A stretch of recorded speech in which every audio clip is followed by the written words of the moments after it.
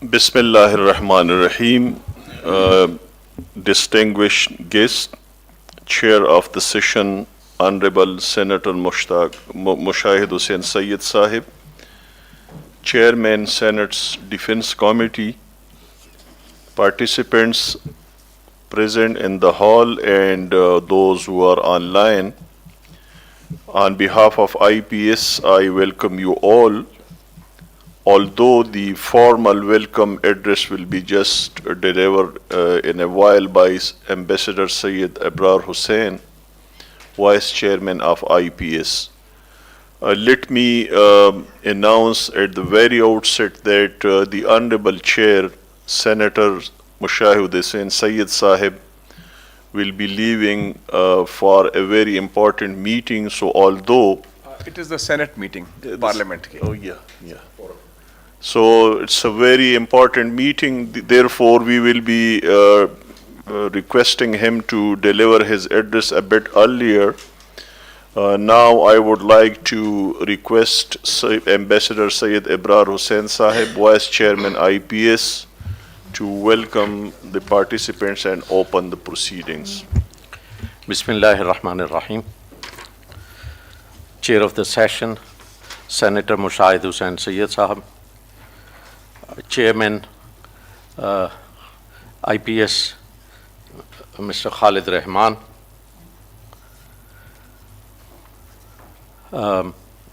Mr. Uwais Anwar, ladies and gentlemen, let me extend a very warm welcome to all participants of this hybrid seminar who have joined us here at IPS or at Center for Critical Peace Studies at UMT or online.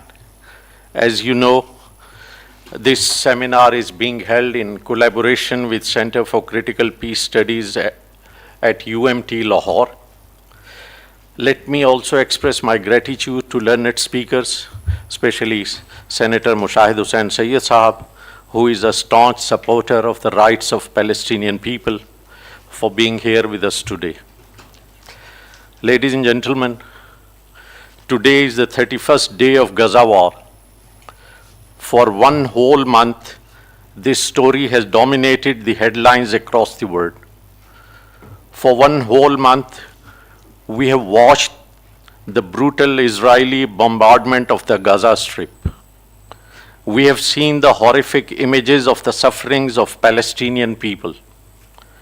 We know how all this started. But one thing must be clear. The violence did not start with the attack of Hamas on 7th of October. As the UN Secretary General observed, the Hamas attacks did not happen in a vacuum. We all know that Gaza was under siege since 2007. That's for almost 15 years. We know that Palestinians had been deprived of their lands, their properties, their rights for more than 7 decades. But if they protest and react, it's called terrorism. Let me quote famous Israeli scholar Ilan Pape, who admitted that since 1967, the Palestinians of Gaza have faced occupation, colonization, ethnic cleansing, imprisonment in a concentration camp, ghettoization, and Israeli contrived ideology of revenge as a strategy. Ladies and gentlemen, in last 30 days, Israel has killed around 10,000 Palestinians, which include 4,800 children and 2,500 women, which means 2/3 of those killed were children and women. And Israeli bombardment is going unabated, targeting hospitals, schools, water sources, bakeries, refugee camps, evacuation convoys, and almost everything. Every 10 minutes, one child is killed and 2 injured. Only during last 24 hours, Three refugee camps, Maghazi, Jabalia, and Burej, has been bombarded. Ladies and gentlemen, Israel is determined that the Gazans should either leave or die. The ethnic cleansing and genocide is very obvious, but the world governments are unable to intervene and stop this madness. Israel has refused to stop killing, and the US, UK, and several other European governments are openly encouraging her through their political and material support. The UN Security Council failed to take a decision due to the US veto. The UN General Assembly passed a resolution with 121 votes, but how it's going to be implemented? Ladies and gentlemen, it's true that there have been huge protests throughout the world, including the US and UK. But are they going to influence their governments? Will it loosen the Zionist grip on world affairs? Or will Israel continue to flout UN resolutions with impunity and all appeals from international community? Will the Gaza war have a long-term impact on the Middle East politics? It's with this background of the issue and with these questions in mind that we will listen to our learned speakers today.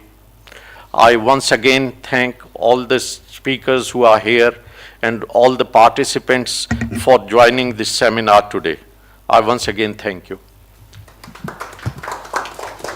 Thank you very much, Ambassador Syed Abrar Hussain Sahib, Vice Chairman, Institute of Policy Studies.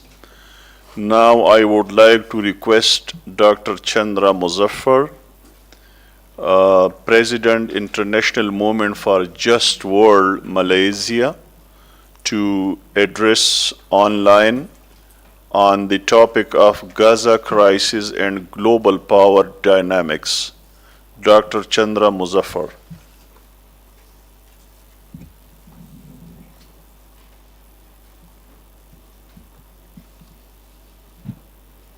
Senator Mushahid,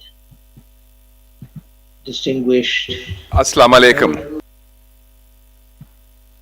distinguished panelists, friends.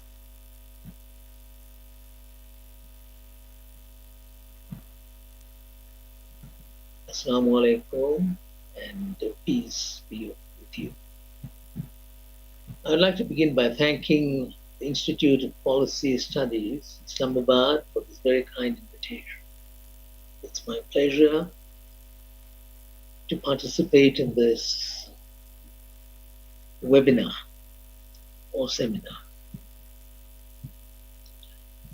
I would like to address the question that has been presented to me. The question is, what is the relevance of what's happening in Gaza to world politics? How does it impact upon the global scenario? I would like to look at two trends. One, a trend that is very obvious to all of us. What we are witnessing,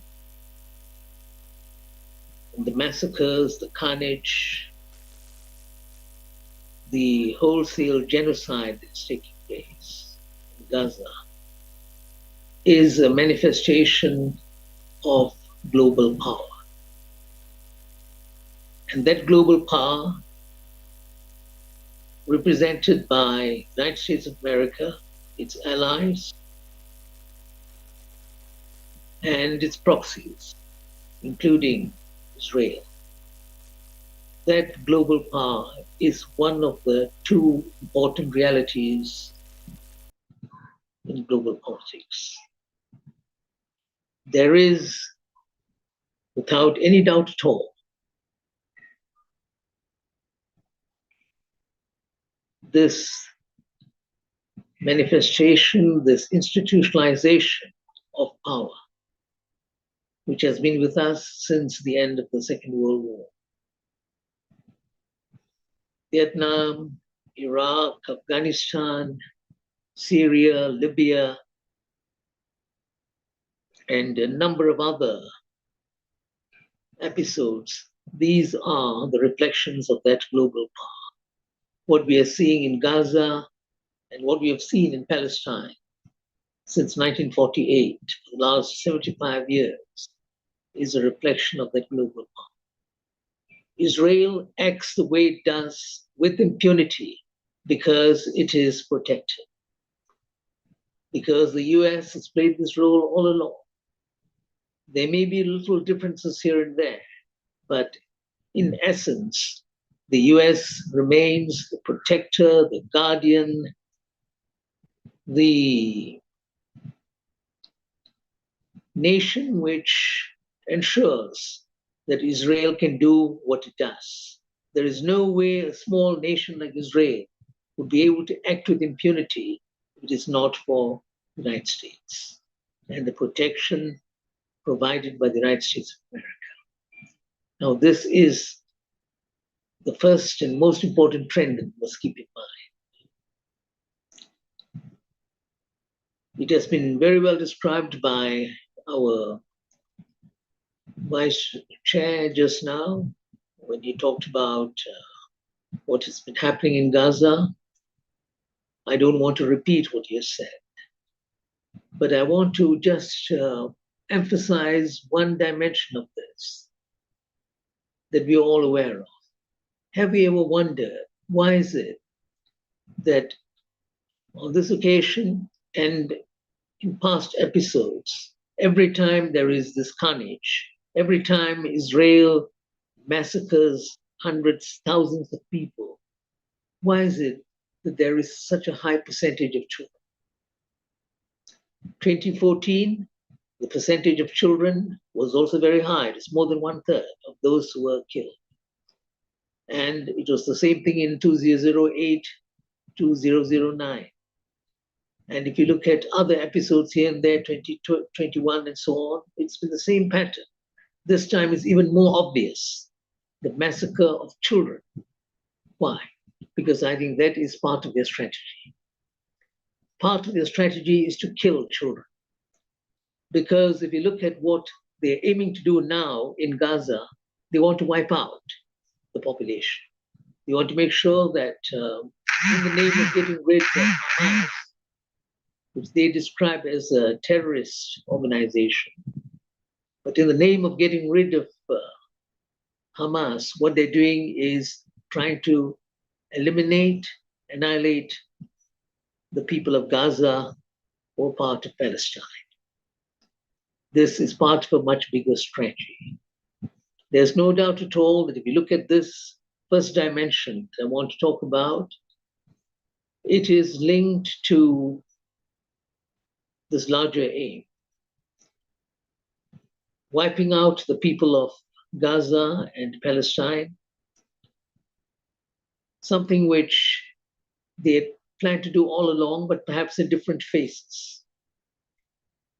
They've come to this phase for two reasons why they're doing this time, perhaps. One, because they feel that Hamas, which is supported by the people of Gaza and of the West Bank, that Hamas has become a challenge to them. And they cannot handle this challenge anymore. At the beginning, they thought they could, but now they feel that it is really a massive challenge to their power and their authority. If you look at the actual situation, it's true that Hamas and the people of Gaza, they pose a major challenge to Israeli power. Don't forget that in the 2006 elections, the only democratic election held in Palestine, and one of the few democratic elections in the Arab world, Hamas emerged as the victor. It won the largest number of seats both in Gaza and in the West Bank. They thought by confining Hamas to Gaza, they would be able to control and eliminate Gaza, but it hasn't succeeded. The people support Hamas. It is not, in that sense, an organization dedicated to military power per se. It is a political movement.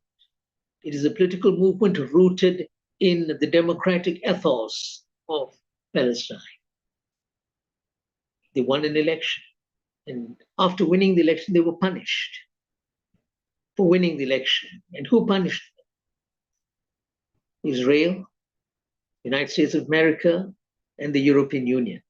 All these are supposed to be democracies, they're supposed to be champions of democratic values. But when a party won an election, in a democratic election, certified as an election that was free, fair, and just by all the observers from the United States of America and Europe, what they did was to punish the winner. They imposed sanctions, and they decided to make the people the victims, collective punishment, and the winners were deprived of their victory. Since that hasn't worked, in spite of what they have done, they have now decided that they will wipe them out. But there's another reason, which is perhaps even more compelling why they're doing this. Because we know that in 2009, the geologists and other scientists who had done studies of the Gaza coastline, they discovered that Gaza has got huge reserves of gas, which, of course, from a legal point of view, would belong to Gaza and the people of Gaza. How does the United States of America, Israel, and others, how do they take hold of this? This, I think, is what Israel in particular is most concerned about, how to take over that gas. What they're trying to do is, if we allow, according to Israel, if we allow Gaza to remain as it is and the people to remain in charge, they will not be able to gain control of gas. So you wipe out the people, take control of Gaza, and you impose your authority and your power over the huge gas reserves. That's the other reason. Gas reserves and political power as part of their attempt to wipe out the people of Gaza. And this is what they're trying to do now. You can see from the various moves that they've made, asking people to move from the north to the south, and then, of course, I think from the south to Egypt. Perhaps they want to put them away in the Gaza, in the Sinai Peninsula, in the Sinai Desert. Perhaps that's what they are intending to do. It's not very clear, but that's the way Israel always operates. They have hidden objectives, and they have open maneuvers, which are sometimes designed to deceive people. So that's the challenge we face. The first and most important aspect of global politics that we have to keep in mind, supported by global power, they're now pursuing this aim: genocide, getting rid of a people in order to enhance their own position of Israel and the Western powers that are allied to Israel. The second trend that we can observe quite clearly is this. There is no doubt at all that there is massive opposition to the centers of power in the West and Israel. The hundreds of thousands, perhaps millions of people all over the world who've taken part in demonstrations. That's another very important trend in global politics. It's opposition to global power. Global power, on the one hand, organized opposition to global power in the form of demonstrations. If tomorrow one conducted a referendum, a plebiscite, I'm sure one would discover that the vast majority of the world's inhabitants are on the side of Palestine. They're against what Israelis do. That would be the outcome. This would be the people's feelings, which is part of global politics also, against global power, against a terrible injustice. It's an injustice which one need not describe to ordinary people. Every human being on earth would be able to understand this genocide, the way it has been carried out. You enclose people in a small space, a prison, well described as the world's biggest open-air prison, and then you slaughter them. And mind you, we are talking for people who are in some ways without arms. They do have rockets, they do have some of these very rudimentary tools, but it's not enough. They're facing an army which is the fourth strongest army in the world, the Israeli army, the fourth, according to some sources. Very well armed, very well financed, very well trained. What is the meaning of this? You don't call this a war. This is why the right term is, it is a carnage. It is genocide. There's no other word to describe what is happening. But there's opposition. The people will not accept this. The world is against this. They have made their feelings known through mass demonstrations and so on, even if governments in many parts of the world are lagging behind the people, which again is a very significant development. So many countries, you find that the people are ahead of the government. The governments are slow because they think of their relations with the United States of America, their relations with Britain, with Israel through indirect channels and so on. And they don't do what should be done. But the people are ahead of them, far ahead of the governments. In many countries, including my own country, I think a big section of the people, they're ahead of the government. And the government is forced to act in a certain way because the people are against what is happening in Gaza and what is happening in Palestine. It is the people's feelings, that force, which has compelled governments who are prepared to compromise, who are not holding on to principles, believe me. But the ordinary people, they are prepared to stand up. So that I think is very, very significant. The other trend. What is going to happen in the immediate future, we don't know. It depends on various factors. If it is going to be a prolonged slaughter, let's say they continue to slaughter people this way, attack ambulances, hospitals, schools, kill women and children. If it is a long, protracted campaign on the part of Israel, then I think there will be changes in the global political system, meaning by which the United States of America, as the protector of Israel, is going to suffer a great deal. And the US leaders know this. They've got bases all over West Asia. They've got bases in different parts of the world. The bases will become problematic.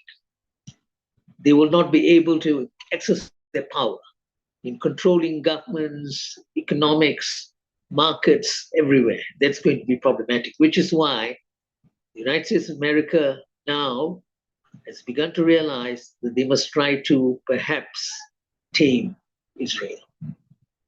At least restrain her a little bit, because the real victim of this, if it continues in this manner, is going to be the United States of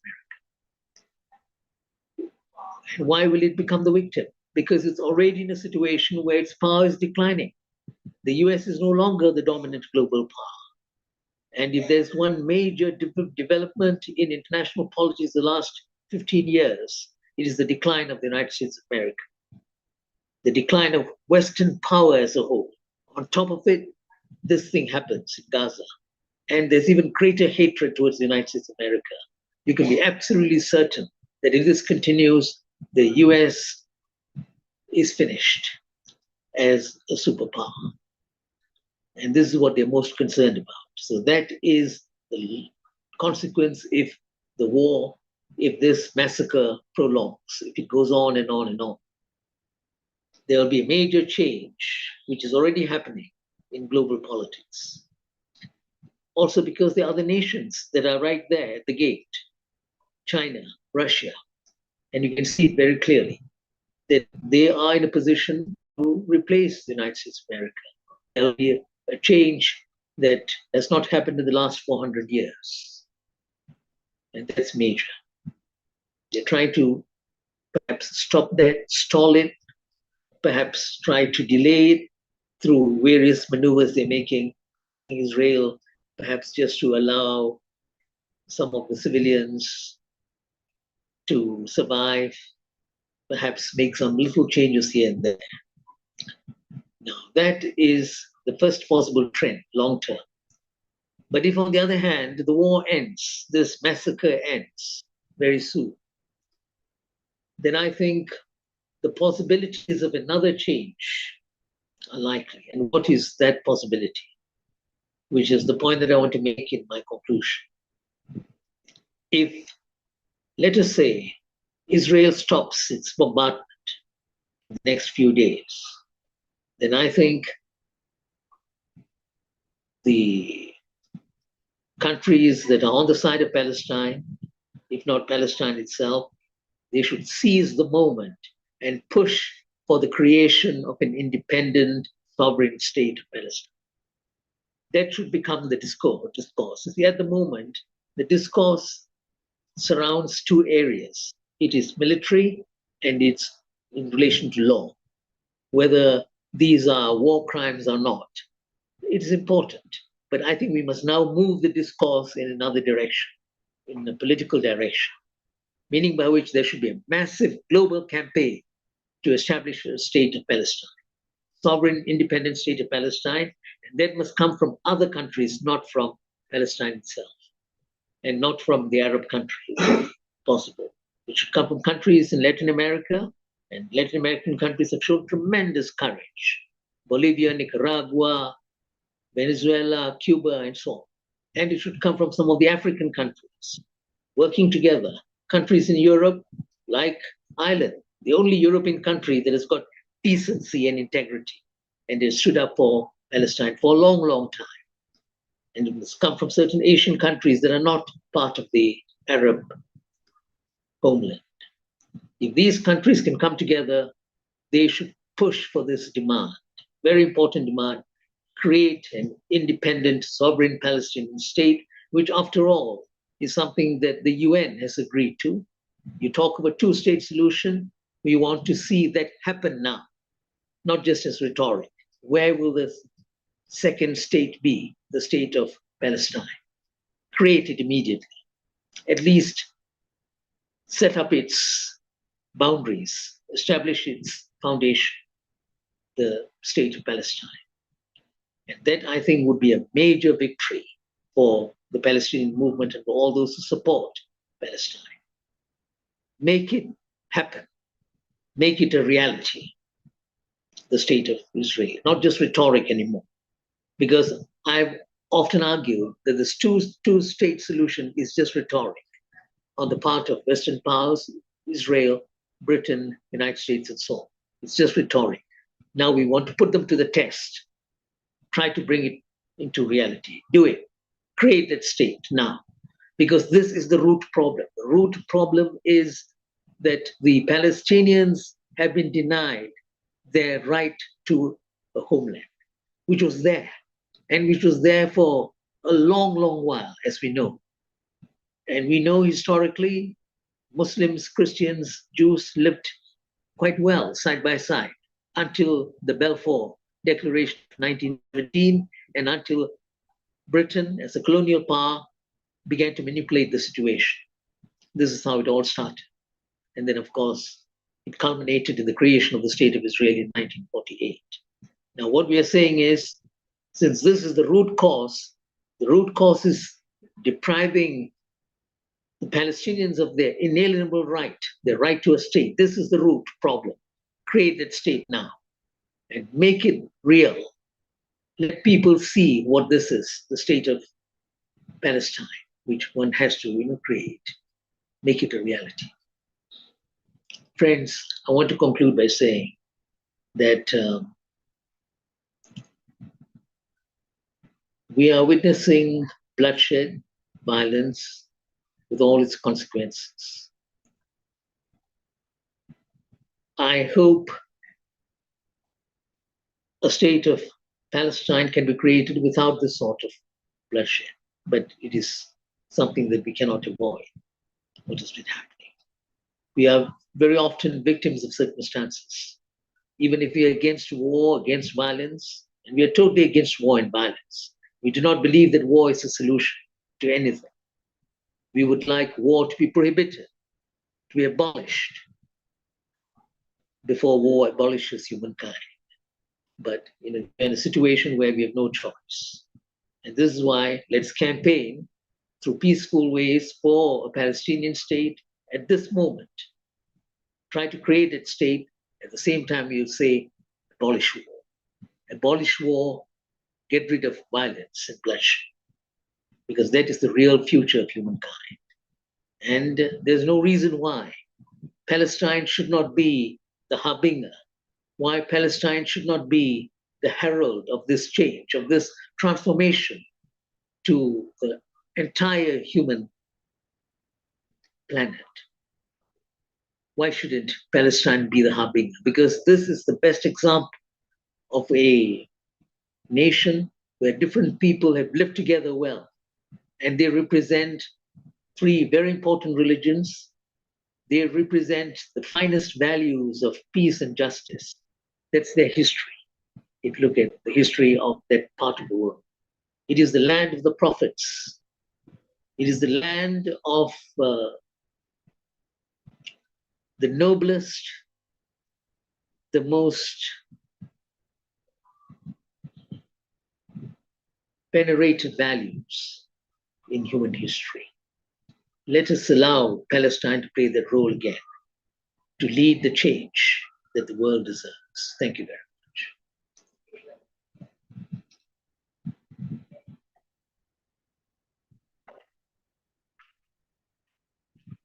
Sir, you still have the old spark and the fire in the belly, sir, which we saw in the 20th century.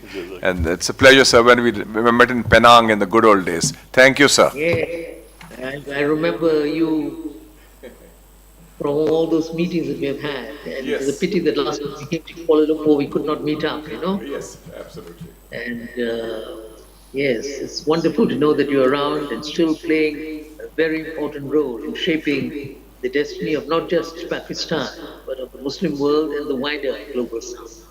Thank you, sir. Keep up your good work, brother. Thank you. Thank you, Dr. Chandra Muzaffar, for your thought-provoking lecture. Now I would like to request Mr. O.S. Anwar, Director Research Society of International Law. His topic is Role and Challenges for the UN as a Global Peacekeeper. Mr. O.S. Anwar. Bismillahir Rahmanir Rahim. Thank you very much, respected guests, Senator Mushahid, Hussain, Ambassador Saab, Chairman Saab. Again, allow me to thank the Institute for inviting me to speak on this very important topic. I think what we've been witnessing the last few weeks has really been there is no other word to put it but a spectacular failure of the international global rules-based order. I've been asked to speak on the UN's role and the challenges it faces. The challenges are immense, and its role seems quite limited at this time. I do not feel that the UN, frankly, within its current composition and the way it functions, can play an effective role. We've seen Israel, thwart every attempt by the UN over the last 50 years to change its behavior in any sort of way. So I'm not really going to speak about the specific role of the UN here. I'm going to speak about what the UN really stands for, and that is the global rules-based order. I'm talking about international law and its implementation there. Israel, time and again, has violated international law in the context of the Palestinian freedom struggle. I'll go into that in some detail. But I think Shakespeare puts it perhaps most aptly when he says that the way, well, he doesn't refer to Israel, but the way he represents what's been happening. In Richard III, he says, "And thus I clothe my naked villainy with odd old ends stolen forth of holy writ, and seem a saint when most I play the devil." And that's what we see Israel doing right now. It is using international law as a fig leaf for its atrocities. In fact, it is using international law as an enabler for its atrocities. And so, as somebody who has spent his entire career promoting and speaking of the virtues of international law, it becomes a very difficult situation to speak on the failures of international law right now. And so, I'll discuss some of those, and then I'd like to look at, is international law still relevant for us? Allow me to begin by certain basic rules. First of all, what we know is that Israel is an internationally recognized occupation of the Palestinian territories, what we refer to as the OPT, or the Occupied Palestinian Territories. This is recognized. International law recognizes this. UN Security Council resolutions have recognized this. There's no other way. The Israeli Supreme Court and high courts have recognized this themselves. So, when you're in occupation, certain rights accrue to you, but certain obligations are imposed on you as well. We also see the Israelis trying to get out of this obligation on them. So when they withdrew in 2005-06 from Gaza, they said that we are no more in occupation of the territory of Gaza, and they're self-governing, their own country, or not country, but their own autonomous region. Some of the most respected Israeli scholars, and some of the most hawkish, in fact, Yoram Dinstein, for example. Dinstein says that Israel never relinquished effective control and therefore remains in occupation of Gaza. These are Israeli scholars. And so when you are in occupation, certain things do not accrue to you. One is this right of self-defense. There is no right of self-defense in an occupation, because an occupation is the original sin. Correct? It is the original violation of international law that's taken place.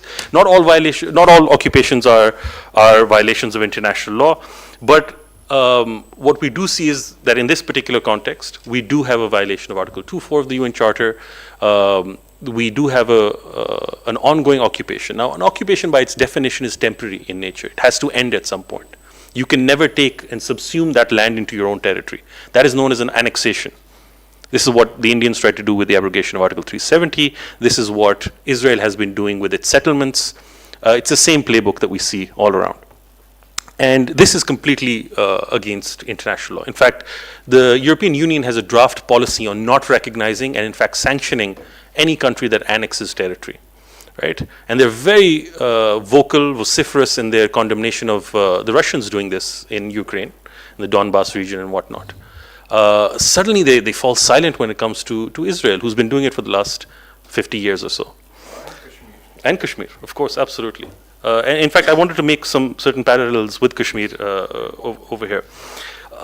Okay, so one thing that we establish is there is no right of self-defense, right? There's an obligation to maintain control, maintain law and order, but there is no right of self-defense. And even if we accept the Israeli point, which we keep on saying that Israel has its right to defend itself, self-defense. Even if we do that, self-defense is limited by two factors. It has to be necessary and it has to be proportional. What we're seeing happening in Gaza right now is in no way proportionate to the skirmishes that took place by Hamas at the border with Israel. Right? It is not in any way commensurate to the rocket attacks that take place, 95% of which are intercepted by the Iron Dome. So this, we clearly need to understand, it is neither necessary nor proportionate in the way that the Israelis are executing this. Secondly, let me go to quickly the right to resist. When you are under occupation, there is an internationally recognized right to resist an occupation, belligerent occupation. And this is not Uwais Anwar saying this. This is UN General Assembly Resolution 3743 of 1982. We all know the UN General Assembly resolutions are not binding. However, if they are recognizing an existing customary customary international law rule, then they are binding, because they're simply enunciating something that is already a legal tenet. And this in operative paragraph 2 says, reaffirms the legitimacy of the struggle of peoples for independence, territorial integrity, national unity, and liberation from colonial and foreign domination and foreign occupation by all available means, including armed struggle. All right? And in the next paragraph, it says, specifically mentions the inalienable right of the Namibian people and the Palestinian people. And they have this right to use arms. So, ladies and gentlemen, we should obviously be very careful when we're speaking about, the Palestinian territories and Israel. They've laid a wonderful minefield of almost anything you say against Israel is anti-Semitic. So we have to be careful when we are actually using the terms that we are using. But what we clearly understand here is Hamas's attacks in and of themselves were not unlawful. The attacks that they conducted were not unlawful. The attacks on civilians can be criticized for being in violation of certain tenets of of international law. But the attacks on the military bases, on military objectives, were 100% legitimate and in fact laudable, I would say. These are some things that we should be supporting because it is their obligation under international law that they are executing there. Richard Falk, who was the UN Special Rapporteur on Palestinian Human Rights, he says, Israel's failure to abide by international law gives rise to a Palestinian right of resistance, a right to use force. This is the UN Special Rapporteur. Now, Israel also understands this, that international law gives it a right of gives the Palestinian people the right to resist.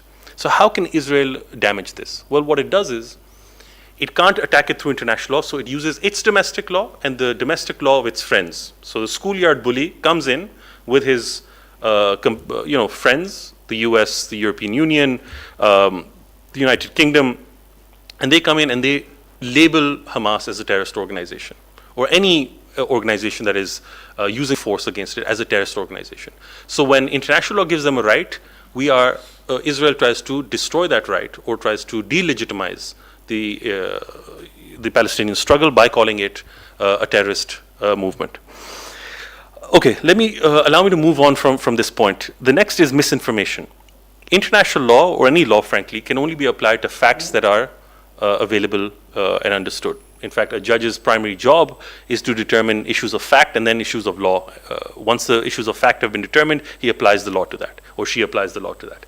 In this particular context, we have seen a deliberate strategy by the Israelis on creating confusion, obfuscating facts, creating problems which deny our ability as international lawyers to be able to apply the law to that situation.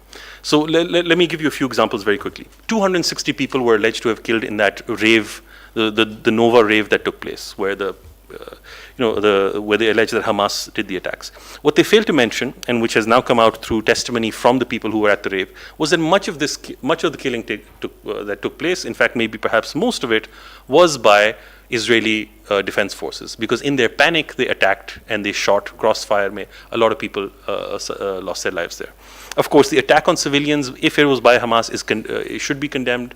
No attack on civilians is permitted under international law there.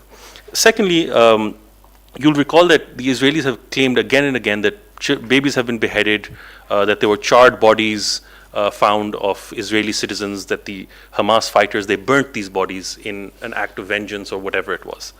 What they fail to again mention is that in the ensuing panic from the Hamas attack, Israeli forces used tanks to shell the houses of their own citizens. And obviously when you shell a house, there will be charring and there will be fires that take place. And this has again been proven by their own statements. You had more obfuscation when it came to the Al-Ahli, the Christian Baptist hospital that was attacked, where now it's been proven that, in fact, the evidence that Israel was claiming exonerated them was frankly, not legitimate or not acceptable. It was of something else. So misinformation is something that is clearly now a tool, a tactic that has been used and is problematic from an international law perspective there. The final point, I have others, but I'm running out of time, so I'll just talk about this. Targeting. What we look at is the numbers who have been martyred in this on the Palestinian side. They've crossed 10,000 now. Again, as Dr. Chandra mentioned, there's been a huge number of children that have died in this. What we're not asking is how are these decisions being made? When a military officer or a pilot or a artillery gunner has to drop a shell or attack a target, there's certain rules that have to be followed. And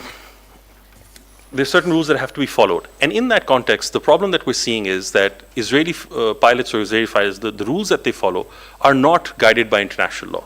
There is targeting that takes place where essentially you have two principles. One is the right of distinction, where you have to only target civilians, non-civilians, combatants, and you cannot target in any way civilians.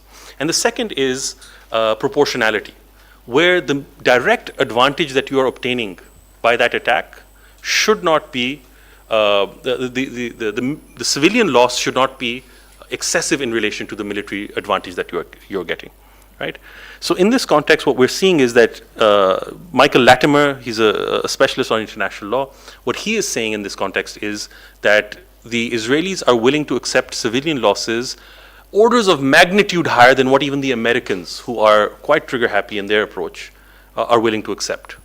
So if, say, the Americans were willing to accept 15 civilians for one mid-level target, the Israelis are willing to accept 100, if not more, for the same target. This is something that is highly problematic. Since I've been asked to conclude, will end it here. And perhaps in the question and answers, we can discuss whether international law is still relevant. Thank you. Thank you, Mr. Owais Anwar. It was a very important topic in the context of international law. Ladies and gentlemen, now I would like to invite the chair of the session, Honorable Senator Mushahid Syed Saab. Let me tell you just one thing about him, that he speaks from his heart, and anything that comes from the heart falls on the hearts. So, Senator Mushahid Syed Saab. Thank you very much. Bismillah ar-Rahman ar-Rahim. Assalamu alaikum and good afternoon, ladies and gentlemen. And I think it's been a great learning experience so far in this short period of the afternoon. And thanks to Khalid Saab and Abrar Saab and other friends and colleagues, and Dr. Fakirul Islam Saab also and others, to bring such a galaxy of people together. And I was happy to meet my old friend virtually, Chandra Muzaffar Saab, because he's an icon not just of intellect, not just for Malaysia, but for the Muslim world. And Owais Saab, thank you for your presentation. You mentioned, and I want to start from there, Professor Richard Falk. By the way, very few people know Richard Falk, who was in Princeton, now lives in Turkey. He's settled there, he's in his 90s, and his last speech was on 12th of December 2022 in Ankara at a conference on Kashmir. And what he said in that conference on Kashmir was, and I just want to quote, it came in the Pakistani press also, to achieve liberation for Kashmir depends above all on fulfilling the inalienable right of self-determination which has been withheld by India for 75 years. Professor Richard Falk. So, you know, the same ditto for Palestine. So I just want to say that these issues, whether it's Palestine, whether it's Kashmir, log kehte hain ji, there's been 70 years, 60 years. The principle is eternal. It doesn't go away. And the principle, when there's occupation, there is resistance to that occupation, and he's absolutely right, there is a right of the oppressed people to resist occupation, whether it's the Kashmiri people or the Palestinian people. So I think we shouldn't be defensive on this issue of so-called terrorism. Yesterday I was speaking at the Literature Festival, and somebody talked about Hamas and said that extremism, we support Palestine, but Hamas is extremist. I said, number one, I'll say two things. First of all, as Malcolm X said, extremism in the defense of justice is no vice. And secondly, Hamas is not extremist. Hamas is a democratically elected political organization. The elections were held in January 2006 in Gaza. They were monitored by international observers, including former President Jimmy Carter, who said, and I quote, that this is the freest election held in the Middle East. and Dr. Chandra Muzaffar also alluded to it. I just wanted to say, Jimmy Carter certified that. And I would say I was chairman of the Foreign Relations Committee then, of the Senate of Pakistan. We invited His Excellency Mahmoud Zahar, Foreign Minister of Palestine from Gaza, from Hamas. He came here, he addressed our parliament, and I want to also tell that Pakistan, I convinced the government then, General Musharraf and Shaukat Aziz, that we must give support. We gave $3 million also to them, which they had to carry in cash. So, you know, because, no, it's an elected government. They have won legitimacy. So just to say that they are, and dismiss them in that context is totally wrong. First of all, ladies and gentlemen, the geopolitical context, because you're talking of reshaping global order. Yes, the global order is seeing turbulence. It is seeing a transformation. And there are three dimensions of that which I think are extremely relevant. Number one is the decline of the West. The decline was mentioned by Chandra Muzaffar Saab also about the United States. But it's not just the United States of America. It's also generally the West as we see it. And I'll just refer you to 2-3 statements that have been made. President Xi Jinping, he was in China also. Khalid Sabi, maybe I was also in China. Xi Jinping said that we are witnessing once in a century changes. Once in a century, you see those changes after 100 years. The Chancellor of Germany, Olaf Scholz, he wrote an article in Foreign Affairs. And what does he say? He says that we are witnessing epochal tectonic change. Tectonic changes when there's an earthquake, the tectonic blades, that kind of geopolitical changes. But the most important statement was made by President Macron of France in August when he addressed the French ambassadors. And I quote, 300 years of Western hegemony is coming to an end. 300 years of Western hegemony is coming to an end. 300 साल की मगरबी बालादस्ती का खात्मा हो रहा है. This is what the French president said in his thing. This is the reality. So and we are witnessing it in our own lives. So that is number one. The global balance of economic and political power is shifting. And conversely, we see also the Asian resurgence, the peaceful rise of China, which had been predicted by Allama Iqbal 90 years ago. Dekh mashriq se ubarte hue suraj ko dekh. See the sun rising from the east. Gara khab chini samhalne lage. Himalaya के चश्मे उबलने लगे. गया दौर सरमायादारी गया, तमाशा दिखा के मदारी गया. This was that the rise of China was predicted long before the Chinese Revolution, by the way. So, you know, that is a very key element of that, the resurgence of Asia. And we are seeing it, the Belt and Road Initiative of China, which includes 150 countries, which is the biggest diplomatic and developmental initiative of the 21st century. As based on connectivity, based on cooperation, and so forth. So that is an aspect. The third reality is that the West is not giving up. The US is not giving up. The new Cold War. 20 years of the so-called war on terror. They are now trying to have a Cold War in Asia, counter China, Cold War in Europe, Russia.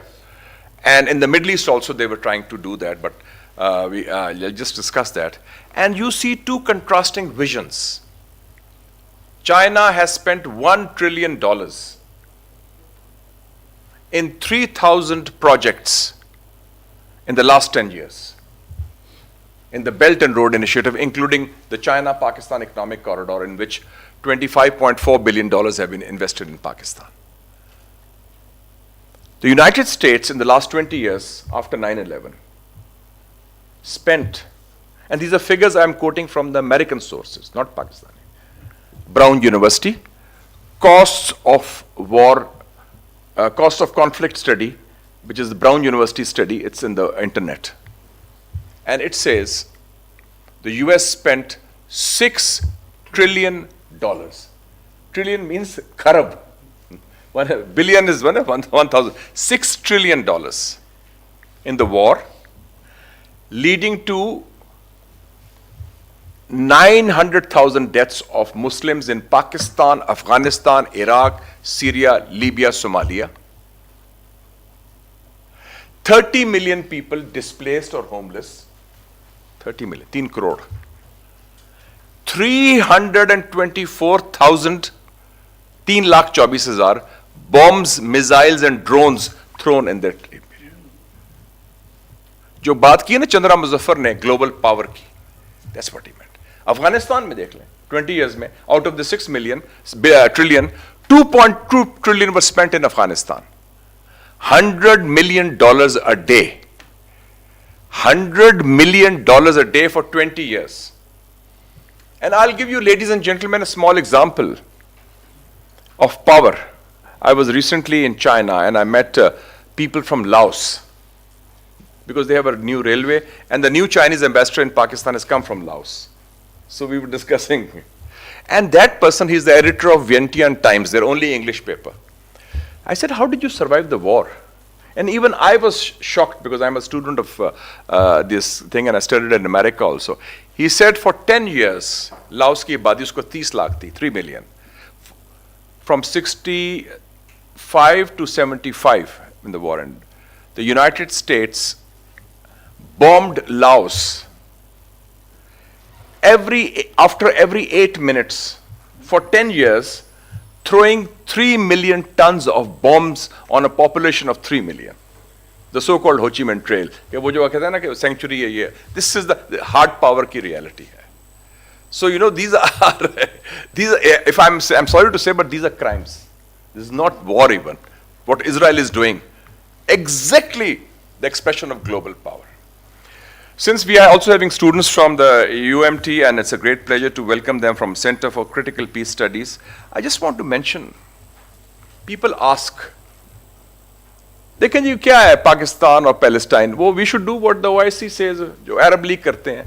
वो the Palestine issue is, some people say Arab issue is. I said there's a special relationship of Pakistan with Palestine, which we need to understand. In my speech in Senate, I said Palestine is part of our DNA. Because the Qaid-e-Azam Muhammad Ali Jeenah, representative and leader of the Muslims of the South Asian subcontinent, in 23rd March 1942 resolutions were passed. One on the right of self-determination of the Muslims of the South Asian subcontinent, the other one on Palestine. He was representing the Muslims of India, but he talked about Palestine. In 1937, Allama Iqbal had written a letter to him on Palestine. So this is because I said that I know this is not popular, but Pakistan was created in the name of Islam for the Muslims, and Pakistani leaders by and large have had and I will not be defensive, a pan-Islamist worldview. Because we care for this. That's why we offered succor and support to Bosnia. We didn't have any economic interest in Bosnia. We didn't have any overseas Pakistanis in Bosnia. We didn't have any border in Bosnia. We didn't have Muslim Brotherhood. And I was proud that I went there in 1993 and met President Ali Izzat Begovic, the president. He only asked for anti-tank missiles, which we gave. We were the first to give them.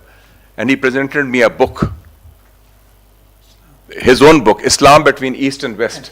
And the book is dedicated to Professor Dr. Muhammad Iqbal. This is a lawyer in communist Yugoslavia who's writing a book. And he's inspired by Iqbal. This is the spirit. So, Pakistan and Palestine, we are the only non-Arab country which has taken part in 2 Arab-Israeli wars. Under Field Marshal Ayub Khan, 1967 war. Group Captain Saiful Azam. He shot down 4 planes of Israel. Jordan Air Force, Iraqi Air Force. October 1973, it's a civilian government. Zulfikar Ali Bhutto.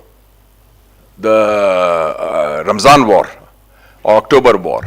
Syrian Air Force, Group Captain Sattar Alvi, 2 Israeli planes shot down. The only time Arabs have shot down Israeli planes are because of Pakistani pilots.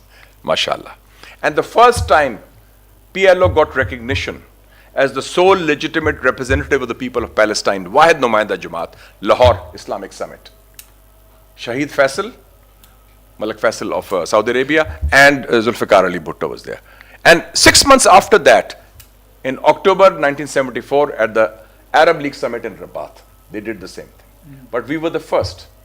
And in 1982, the Battle of Beirut, when the Sabra Shatila massacre took place and they were being evicted from there were 3 countries which offered them troops to Arafat. And this Arafat told me himself also, when I interviewed him in Tunis in 1990. Iran, Algeria, and Pakistan. And Pakistan was then being ruled by General Muhammad Ziaullah. So let's be very clear on the perspective that we have had this track record. And these are policies which predate the OIC and Arab League. And this is an issue of principle which are inextricably linked, as he said rightly, with the inalienable right of self-determination. Palestine and Kashmir, the 2 issues are intertwined. And we salute the resilience of the people of Kashmir and Palestine for the causes that refuses to die and the people who refuse to be cowed down or to accept the status quo. I think that is extremely important. One other thing I'd like to bring about is the US role. Because the US role has been very pivotal, very key. First of all, I would like to salute the public opinion of the West. Whether it's Washington, D.C., whether it's New York, whether it's London, Paris, Berlin, the people have come out in large numbers. That shows the conscience of the people. And even today, yesterday's opinion poll in America says 66% of Americans favor a ceasefire. But the official position, if you speak about ceasefire, you are sacked.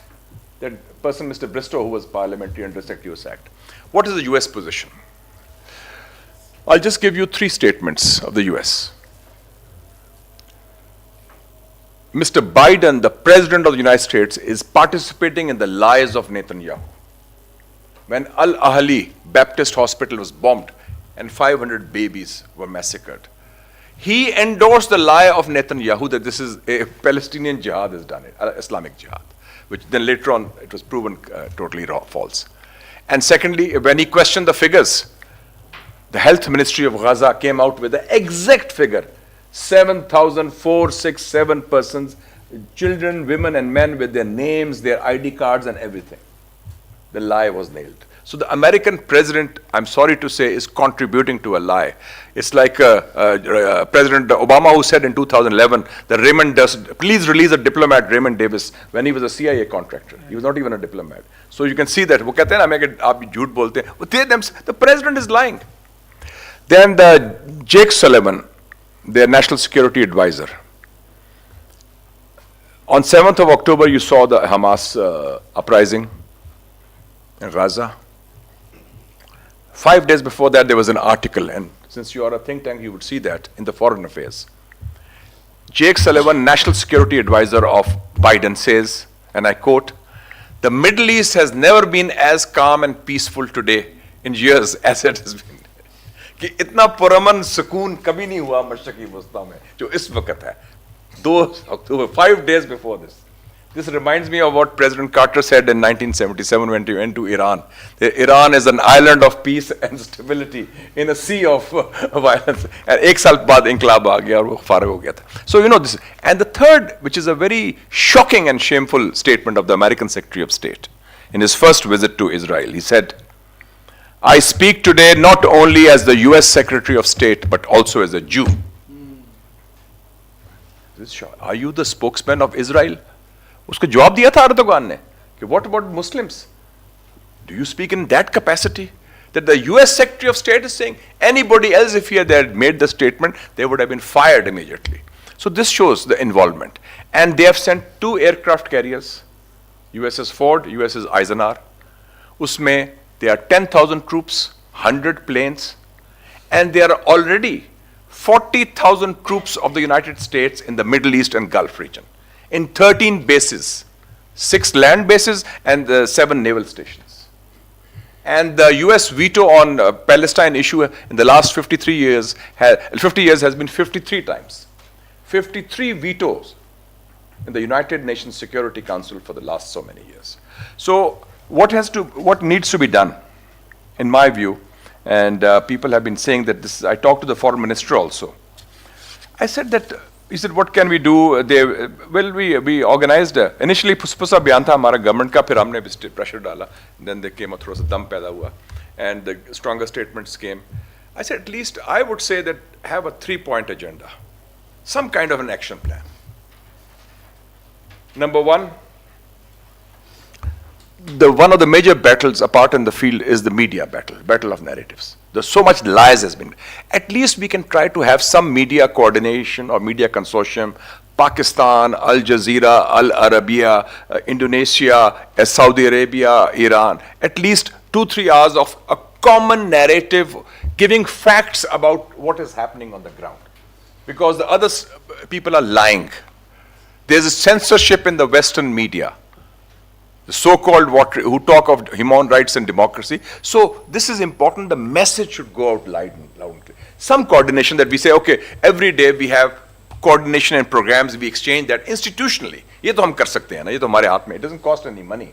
It's number 2, Pakistan, Turkey, and Indonesia should take leadership, organized a naval flotilla to take relief goods to end the blockade of Gaza and seeking the intervention of the UN through the UN General Assembly.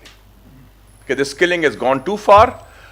2 points. We want to make sure we get the relief supplies, because I was told by the Foreign Minister of Pakistan that out of the relief goods which have been sent through Arish in the Rafah crossing, only 15% have been allowed in. Sara wo pada hua hai saman. So, and the naval blockade is there. So, we have a strong navy. Turkey has a strong navy. Indonesia has a strong navy. We feel strongly we should take this initiative. We will carry relief goods, humanitarian goods, and also when the goods are given there, people can be evacuated. After all, it's a human life, and we can get the UN General Assembly sanction for that. If the vote was there, as you know, at least there was a legality to that. Take that initiative.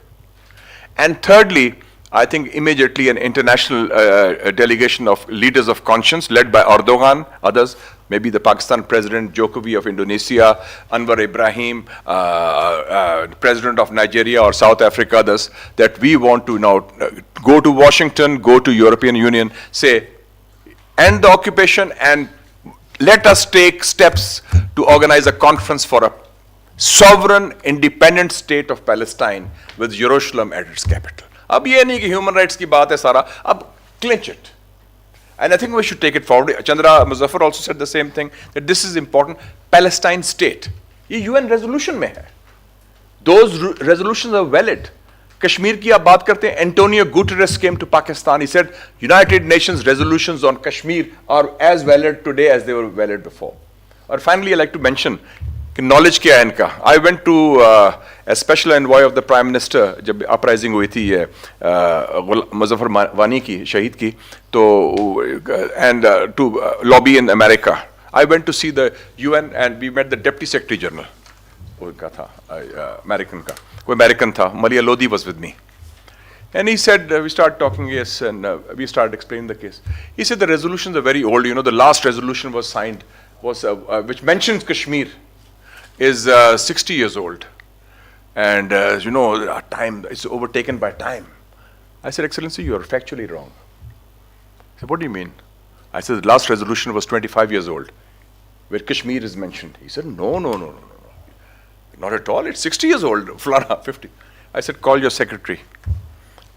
Resolution number 1372, passed in 6th of June 1998, unanimously by the UN Security Council, which condemns India and Pakistan for going nuclear, but says that the root cause of all issues, Kashmir, should be resolved. Oh, hell yeah. मेरी उसकी बहस होगी. He argued, कहता है, no, you are factually inaccurate, Excellency. मैं कहा, please bring your secretary, tell her to Google. फिर challenge किया मैं कहा नहीं, मैं काम पूरा करना है.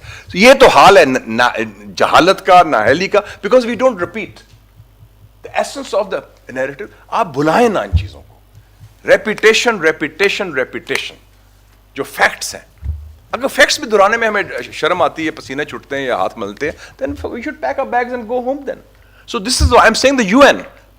Malia Lodi was there. This is 2017 की बात है शायद मैं खा. बुरहान मुजफ्फर वानी की शहादत जब हुई थी, जुलाई 2016 में, 16. This would be August August 2016, yes. Yeah, immediately after that. A special envoy, wo bheje the unhone. So what I'm saying is that the international community, we have a very strong case and we should have strong people to himmat karen, dam dikhaye zara. Our country, Pakistan, supported the liberation struggles of Tunisia, Algeria and Morocco. We gave them Pakistani passports. उस ज़माने में 50s में we have done so much. और कोई जी वो IMF नाराज हो जाएगा, फलाना हो जाएगा. For God's sake, let us. I mean, we have a country, and this applies to other countries also. So I think that this event has been extremely important. I just want to conclude on that count. I feel that every challenge is an opportunity. This is not a challenge, of course. This is a crime. This is a massacre. This is a carnage. This is जिसे उर्दू में कहते हैं नस्ल कुशी हो रही है, because it's and genocide, because what happened, what Hitler could not do to the Jews, which was a crime. And I always say, we condemn the crimes against humanity committed by the Christians of Europe against the Jews of Europe, जिसमें मुसलमानों का कोई हाथ नहीं था, उन्हीं का था. But we are paying a price for that. So I think, but the time has come to speak up and focus. And thank God the debate about so-called Israel se ye kare, wo kare, that has been buried forever. It's buried in the debris of Gaza. And ye jo unhone kaha tha, IMEC aayega, Israel, India, Middle East, European Union corridor, ये plan कर रहे थे to counter China, वो भी दफन हो गया अब. So I think the whole new world is opening up. There's a clear divide. I think the global south, whether it's the Muslim countries, Asia, Africa, Latin America, Bolivia is not Muslim, Chile is not Muslim, Argentina is not Muslim, Venezuela is not Muslim. वो stand ले रहे हैं, असूल की बात है. It's the issue of humanity, and I think we should take it forward. I am very grateful to my good friend Khalid Rahman Saab and of course Ambassador Saab for taking this initiative and for honoring me with this kind invitation. And good luck, sir. I have to go to the Senate. वो भी जरा कर लें. बहुत मेहरबानी. बहुत शुक्रिया sir. मैंने जो कहा था उसको दोहराता हूँ कि दिल से जो बात निकलती है असर रखती है. और आपने जो 3 बता दी तजावीज़, ये सब काबिल अमल है. हाँ जी, बिल्कुल डुएबल हैं. Thank you so much, sir. Thank you, ladies and gentlemen. I'm sorry I have to beg leave. I would have loved to stay on, but एक और मैं announcement करना चाहता हूँ कि कल 11 बजे in front of the press club, the Civil Society Alliance Against the Gaza Massacre, we are organizing a demonstration, a peaceful demonstration which will go from the National Press Club to the D Chowk, and it will have just 2 flags, Pakistan and Palestine. Please, everybody is welcome, ladies and gentlemen, families, whoever who cares for Palestine and for Insaniyat. And we would warmly welcome that. This is a collective initiative which I started, but we have got the trade unions, we have got the business community, Tajers also, media and other civil society people. It's 11 o'clock. 11 o'clock is gathering in front of the National Press Club, and then we have a march with placards to D Chowk. D Chowk. और वहाँ खत्म हो जाएगा. और लंबा चौड़ा किस्सा नहीं है, बस लेकिन solidarity का इज़हार है जी. Thank you, sir. Thank you, sir. एक जुमला आपके लिए मेरा. अच्छा. जज्बे को रखते हैं एक तरफ.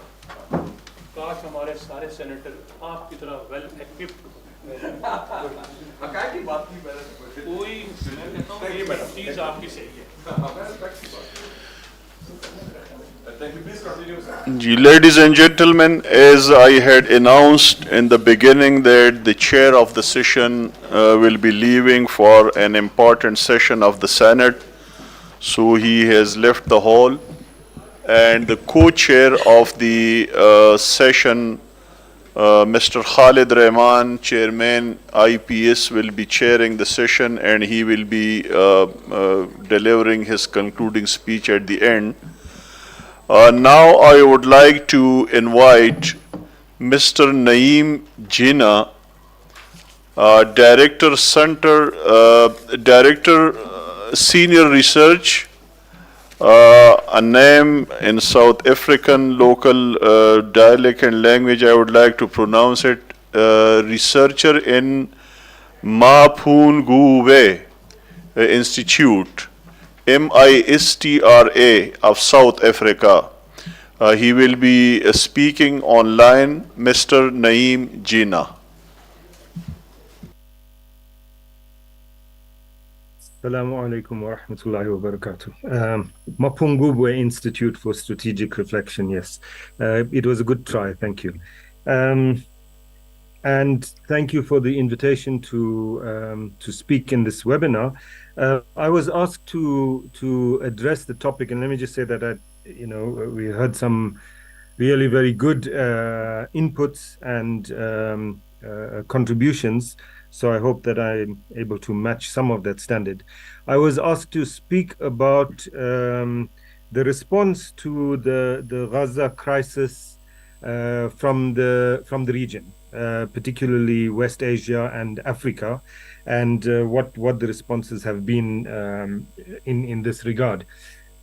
Firstly, of course, I must say that as other speakers have made the distinction as well, that when we talk about these kinds of responses, we must make the distinction between the states or the regimes and the people. The kinds of responses are different in the two situations across the region that we are talking about. Let me say that in last week's General Assembly vote, no states in West Asia or Africa voted against the ceasefire resolution. Of the 54 odd states in Africa and all West Asian states, none of them voted against. There were, however, a few African states that did abstain.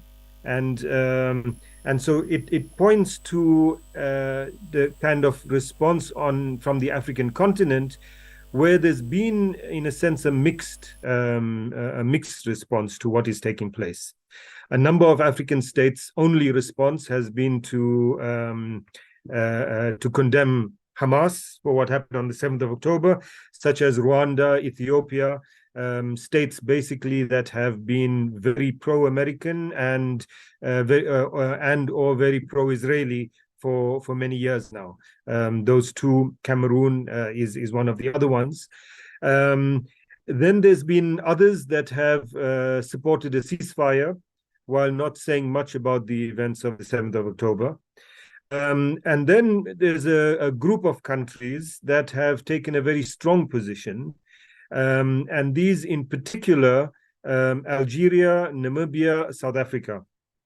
South Africa, perhaps one of the stronger of the positions of these. One of the few times that I can say I'm proud of South and the situation of the Israeli ambassador in South Africa is becoming, she said, untenable. So we wait to see what that really means. The South African president and foreign minister, Naledi Pandor, have both come under severe attack from particularly the minister from the Zionist lobby in South Africa, with the minister being called anti-Semitic, Islamist, and all kinds of other things. But this divide on the African continent more or less reflects the divide that has existed for the past 2 years or so with regards to the issue of Israel's observer status in the African Union. And I should just make a point here that part of the reason why since 1973 there has been this group of African countries that have moved closer to Israel is because of the immense amount of hard work that Israel has done on the continent, which and I must say that certainly from many Arab states, Muslim states in general, perhaps not all but most, Africa is often taken for granted. It's useful in terms of voting fodder, but not necessarily worth enough to pay too much of attention and give too much of effort to. Certainly, this applies to the Palestinian Authority and the PLO, particularly after the death of Arafat. And so the results of that we're now seeing in the way that African states vote and take positions on these kinds of issues. In West Asia, of course, at the level of at the popular level, there's been massive outpouring of support for the Palestinian people, and not only for the Palestinian people, but for the Gaza resistance as well, across the region. In fact, even in countries where the repression has been so severe over the past few years, that no dissidents would dare to open their mouths to criticize anything. There have been protests on this issue, and I'm talking about countries such as Egypt, for example. There have even been, in some of these countries, offers and attempts of people to go and join the battle in Gaza. I think here, for example, of Jordan, and not just Palestinians, but also Jordanians in Jordan. I think, for example, of Sudan. Frankly, even in my own country, there have been people who have been asking publicly how they might be able to join the struggle in Gaza. But in West Asia, there has been a growing kind of sense of this. And of course, massive and ongoing, as we speak, protests across the region. Part of the consequence of these protests, of course, and these public articulations and expressions of a willingness to go and fight on this side of the Palestinian resistance, is that these regimes have become quite concerned about their own stability. And the responses of some of these regimes have been influenced by what they're seeing on the streets, rather than by their own principles and their own kind of positions on this. In terms of the states, I'm trying to move things along because I was warned that I don't have too much of time. In terms of the states, perhaps the best expression of support we saw was from that OIC meeting that took place a couple of weeks ago. But frankly, besides that, what have the states that are members of the OIC done in support of the Palestinian struggle for the past 4 weeks? And I include all of the member states of the OIC in this. What have they done in concrete terms to support the resistance in Gaza and to support the people in Gaza, and not only Gaza, but also we know the ongoing brutal repression in the West Bank as well, that's been taking place. Let me make a point here about something that's been spoken about already, but I want to make a slightly different point about it, is the role of the United States, but particularly focusing on the current trip of Anthony Blinken to the region. First, to say that it is clear that the United States no longer has the kind of leverage over Israel that many of us once thought that it did. Part of this, of course, is because of the particular government in Israel, and part of it, of course, is because of the relationship between the current White House administration and the Israeli government, particularly between the American president and the Israeli prime minister. The Israeli prime minister who supported Trump against Obama, who supported Trump against Biden, who wasn't welcomed recently when he was in New York, who wasn't invited to the White House for sit down with the president. And so that straining of relationship between the two administrations also means that the leverage that the US has over Israel is less than what it has been in the past, and this was shown up quite starkly in the meetings that Blinken had with Netanyahu and with others in Israel. The last meeting with Netanyahu, they didn't even have a joint press conference. Blinken spoke first, where he said that he expressed his government support for a humanitarian pause, which simply means that you take a break for some aid to get in and then start bombing people again. So supply the bombs and the food to fatten people up to wait for the bombs. And then an hour or so later, Netanyahu gave a press conference where he made it clear that there was not going to be any humanitarian pause. Forget a ceasefire, but even a humanitarian pause. So Blinken has no leverage and no influence over Israel. But what has also become clear is that, in fact, his whole visit right now is quite irrelevant and spectacularly useless. His meeting in Amman with the Jordanian and Egyptian foreign ministers resulted in a press conference where they both diplomatically slapped him and refused to accept his proposal, calling for a ceasefire when he was pushing the line of a humanitarian pause. And then his meeting with Mahmoud Abbas, which took less than an hour. Clearly, his attempt with the Arab leaders is to talk about this very odd and strange notion of the day after Hamas. Odd and strange because there's not going to be a day after Hamas, because Hamas is not some foreign entity that has been parachuted into Gaza. Hamas is part of the Palestinian fabric, and to remove or eliminate Hamas means literally murdering tens or hundreds of thousands of Palestinians. So his idea that they must talk about the day after Hamas, and particularly the notion that this might mean giving Gaza over to the Palestinian Authority and to Mahmoud Abbas, is entirely ridiculous.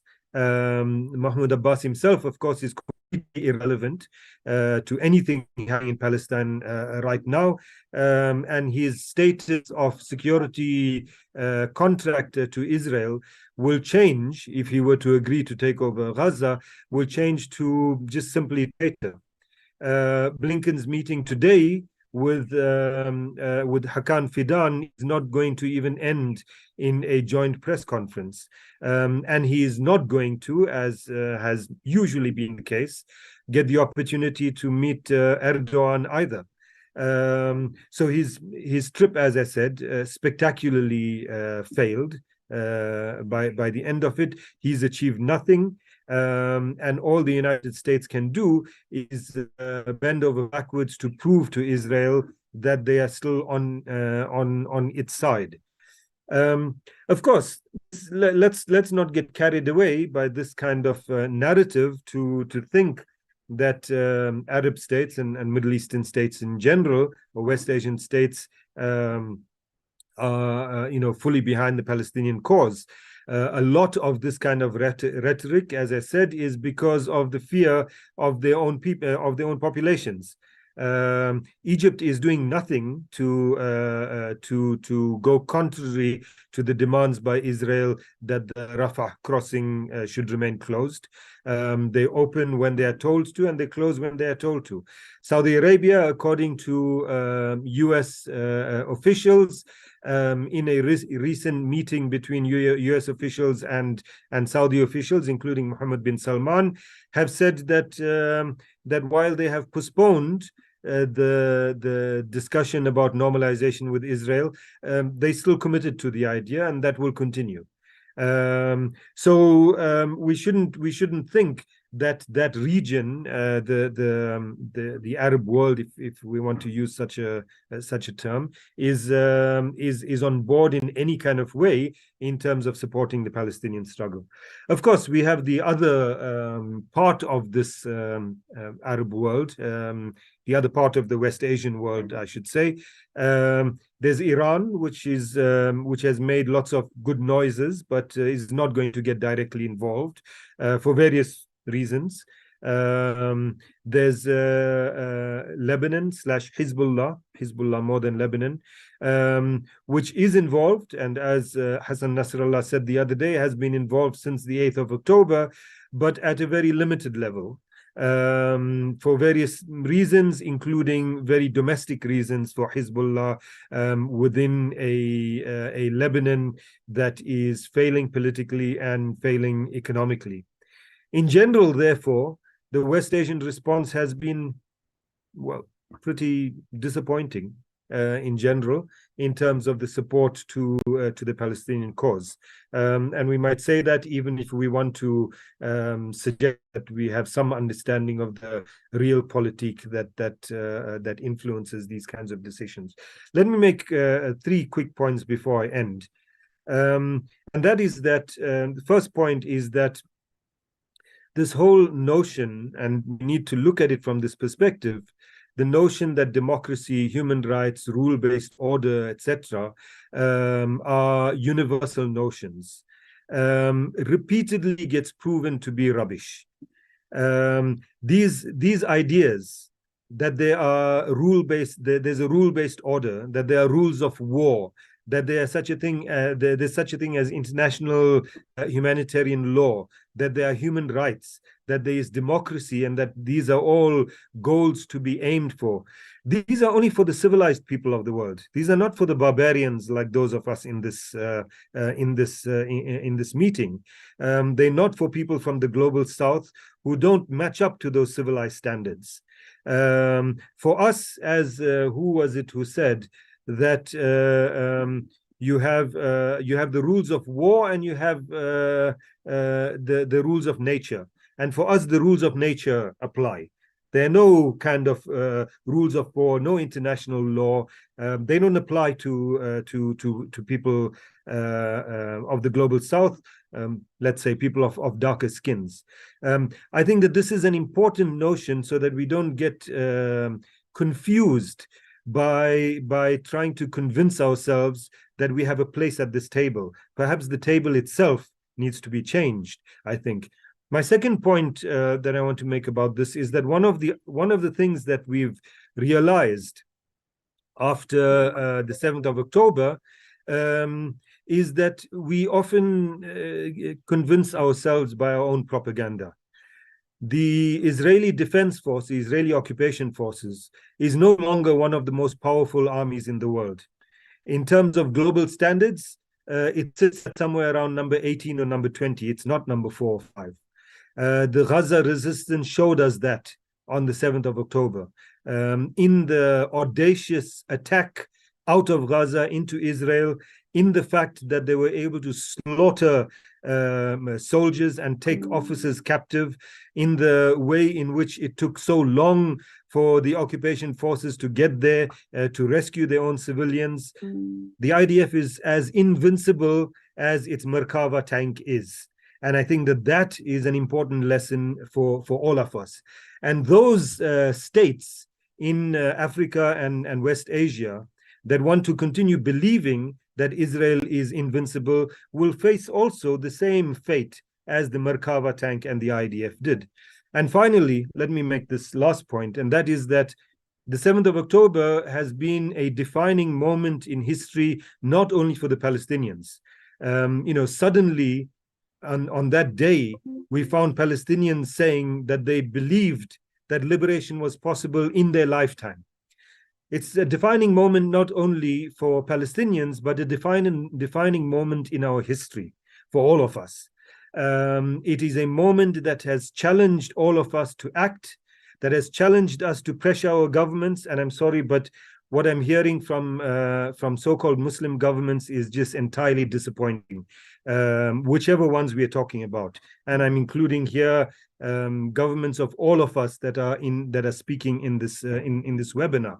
To pressure our governments to ensure that more is done. This claim of we are Muslim and we express support is ridiculous. The South African state has given more support to the Palestinian struggle in the past 4 weeks than most of these Muslim governments put together. We need to intensify as peoples, and to force our governments to do so, intensify our support for the resistance, the Palestinian resistance, in whatever means Palestinians believe that is necessary. Our foreign minister, at the request of Hamas, placed a phone call to Ismail Haniyeh to assure him that South Africa supported the Palestinian struggle and to assure him that South Africa was on board with assisting in a humanitarian way as it might be able to with Gaza. How many of these Muslim states placed a call to Ismail Haniyeh or Yahya Sinwar or the head of Islamic Jihad or the head of the PFLP in Gaza to say, not that you have our support as an armed group, but that the people in Gaza have our support? apart from the statements that they make in the media. So we need to intensify our support for the resistance, the Palestinian resistance, force our governments to do so, and we need to strengthen the global struggle to isolate the apartheid Israeli state and all its illegalities through the campaign for boycotts, divestment, and sanctions. Shukran. Thank you very much.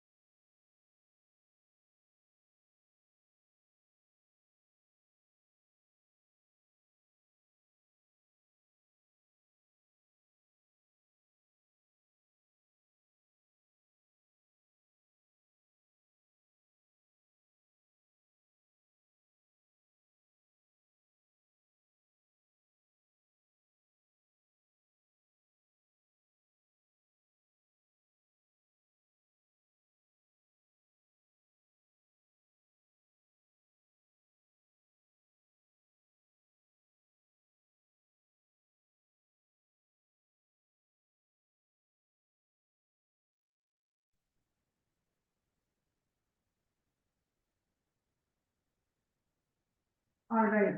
Am I audible? Okay, thank you so much. Thank you so much to Institute of Policy Studies for having me in this panel. It is an honor to partner this very important panel and the topic which is vitally important today. Could you kindly allow me to share the screen?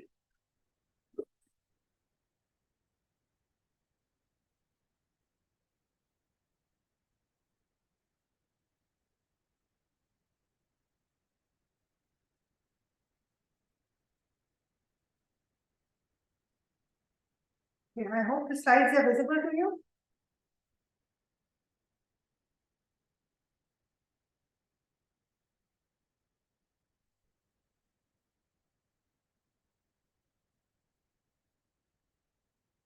Can you see the slides at your end? Okay. So thank you so much again for having me. I think this panel is very important because it is discussing one of the most unsettling transformative moments of recent history. Like my fellow panelists earlier, they've been pointing this out, that this is a transformative moment in a very important sense. So I'm going to speak today from my own domain, which is as an academic and a scholar of peace studies and international relations. And I'm going to see how this moment is going to transform the domain of international relations as an academic discipline. So I think what we are witnessing during the last 30 days is nothing short of a Palestinian Holocaust. I'm quoting one scholar who says that we need a new vocabulary to frame this horror, for not since the Nazi era has such medieval brutality been visited upon a captive, blameless civilian population.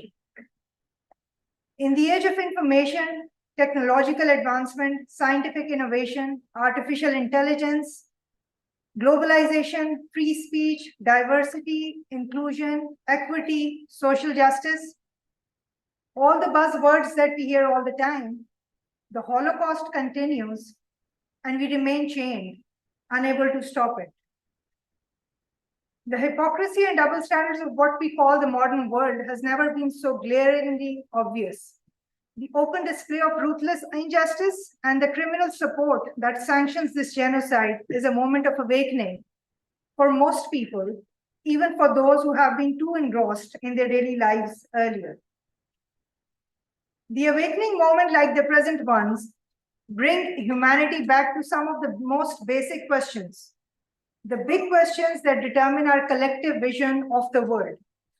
And in my humble view, our collective vision, more than the states we collectively imagine as big powers. So as I see it, and many other academics around the world see it, and I've seen that my fellow panelists also see it this way, that what is happening in Gaza, ideas, perspectives, theories, and structures no longer make sense There's an urgent need to de-link from the present dominant frameworks of analysis, the usual ways of thinking and doing things, to disconnect with the present structures and order of the world, to disassociate with the ideas that build current structures, and to explore fresh ideas that do make sense in the present times. So Gaza 2023 is a paradigm shift in international relations. There have been such moments of major change in IR earlier. The two world wars of the 20th century and the Cold War are regarded as the paradigm shifting events in IR. 9/11 in recent history was in some ways a big defining moment. But what we are currently witnessing is a much bigger change of a much greater impact. What is at stake here is the Western liberal project itself, which is based on the ideas of enlightenment. That, in important ways, has shaped the modern world as we know it. The images from Gaza are deeply shocking and heart-wrenching, but we need to see them carefully. If all we see there is suffering of the people, we are missing something very important. With the unbearable human suffering and unthinkable brutality against children, one cannot miss the superhuman resilience and resistance of the people of Gaza. I have not seen one person in all the images I've seen in the past 30 days who looks defeated. Not one mother, not one child who looks defeated. They are broken, but not defeated, or crying, but they do not look defeated.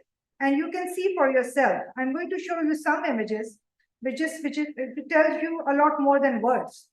Look at this picture, if you can see it clearly. There's a child standing on the rubble and still able to look at the camera and smile. Here's another picture, a total devastation at the end. This is another picture.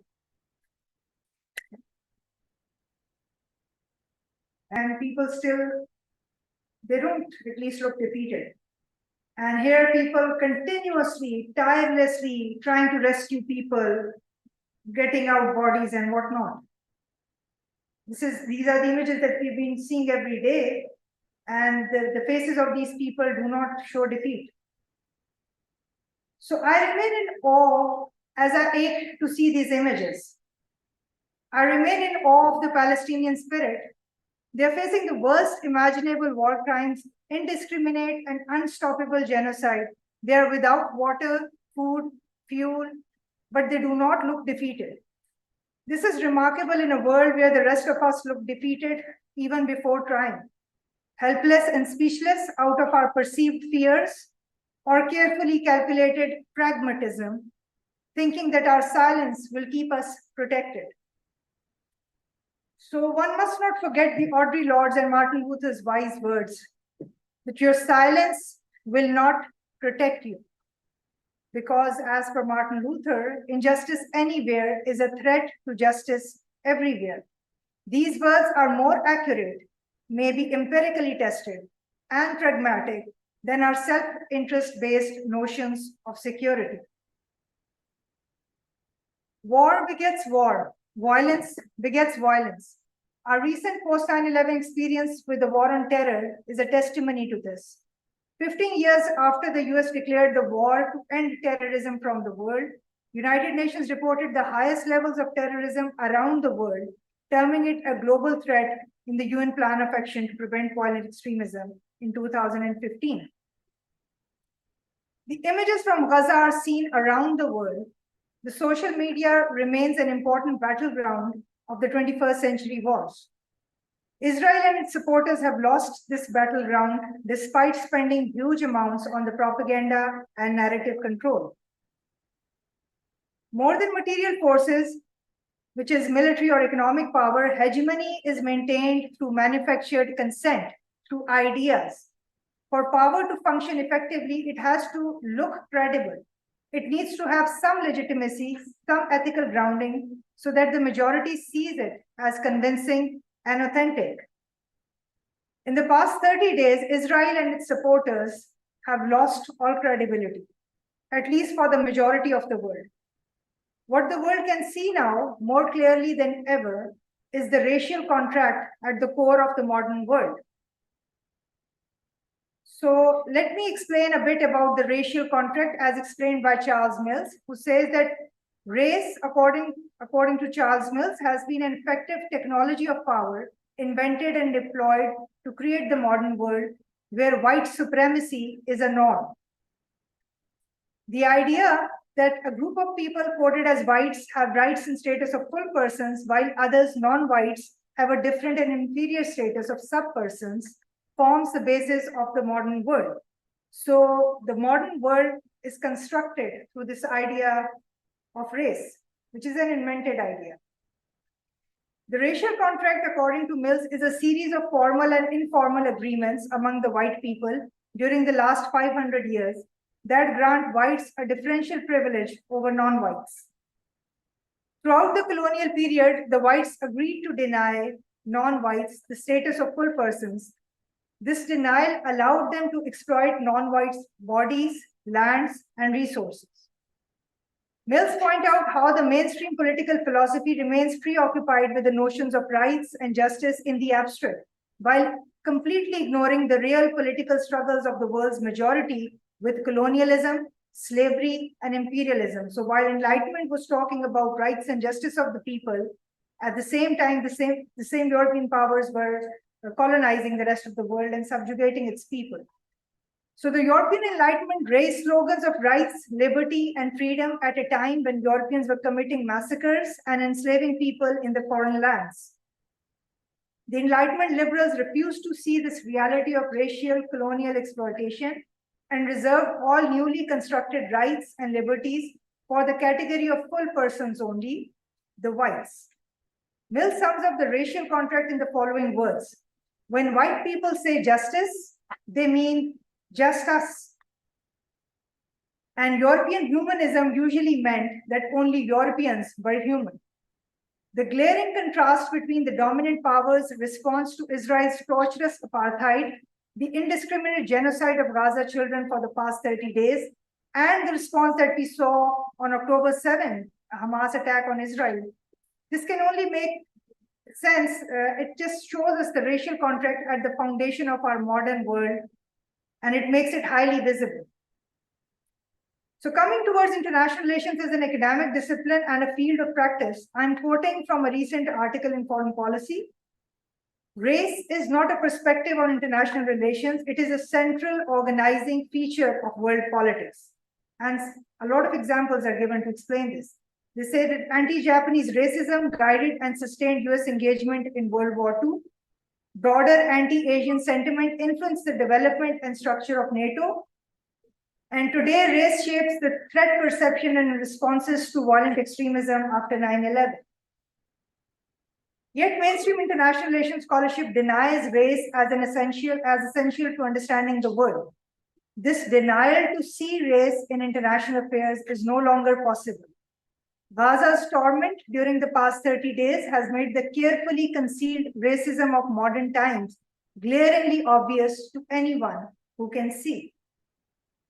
For the past few years, the decolonial discourses have already been actively questioning and transforming dominant knowledge systems and structures in academic spaces, and even the most well-known universities around the world, like Oxford, the students have been raising slogans. Rose Must Fall was a very active movement, which started, by the way, in South Africa, and it traveled towards the Oxford University. So in fact, decolonizing knowledge has been one of the most popular buzzwords in global academia since 2015, with grassroots movements like Rhodes Must Fall, Why is My Curriculum White, Black Lives Matter, Decolonizing University, Library, Social Sciences, Pedagogy. This has been making waves for quite some time. As I see it, now this movement will pick an incredible pace. In my humble view, now we need to stop looking towards the great powers and the big leaders to shape the future of the world. I see the world being reshaped by the people from below at the grassroots level. So let me share how the scholars of the South, particularly Latin American scholars who are very active in the decolonial discourses, they envision the decolonial futures for our world. Decoloniality refers to efforts at rehumanizing the world to breaking hierarchies of difference that dehumanize subjects and communities and that destroy nature, and to the production of counter discourses, counter knowledges, counter creative acts, and counter practices that seek to dismantle coloniality and to open up multiple other forms of being in the world. About transformation of the global world order, which we have been discussing today, with this 30-day Gaza crisis, I shall end with the following words of an Iranian scholar who wrote these words, sent these words to me in an email. He said, the world is much bigger than the bubble of US and European Union. They need to realize this, and we need to realize this as well. We are bigger, so our resistance must be bigger as well. Thank you.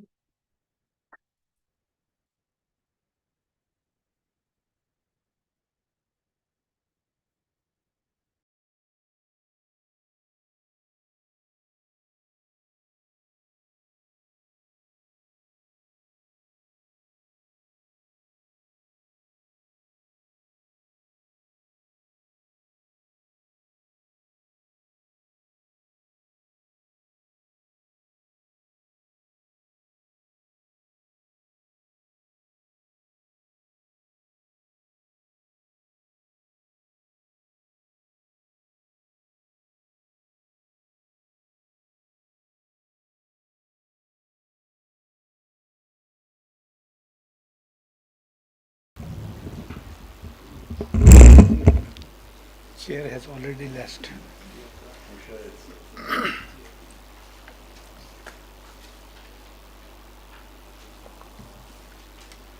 Bismillah ar-Rahman ar-Rahim. I am indeed very happy to note that we had a passionate yet highly academic interaction and discourse on the various dimensions of this very important subject. Credit, I must say, goes to all the speakers who managed to shed light on the subject from different directions according to their respective areas and the topics which were assigned to them. We know that the subject has several facets, but we had chosen the global response as the focus of this session. I think it has been rightly highlighted that ongoing situation in Gaza has the potential of reshaping global political and governance dynamics. If not immediately, in the long run, for sure. I say this, and it has been discussed here, because of the role of the regional and global powers and institutions, as well as the other key stakeholders in this age, when a process of transformation has already started, and where, owing to social media, is now everything in public eye. The discussion today has certainly highlighted the fault lines and the emerging scenario as to who stands where and what needs to be done. The observations made here could be summarized, in my view, in 6 points. Firstly, the crisis in Gaza did not start on 7th October 2023. It is a long-standing problem with decades-old history of occupation, conflicts, violations of humanitarian laws, and world silence. The view that Israeli atrocities tantamount to genocide and that it is committing war crimes is largely accepted, not only in this house among these speakers, but almost all over the world. Even by many of those who are condemning Hamas for its attack on 7th October. The global system which has been dominating the world since mid-20th century has not been successful in sorting out a viable and sustainable solution to this conflict. This is also an agreement among all these speakers.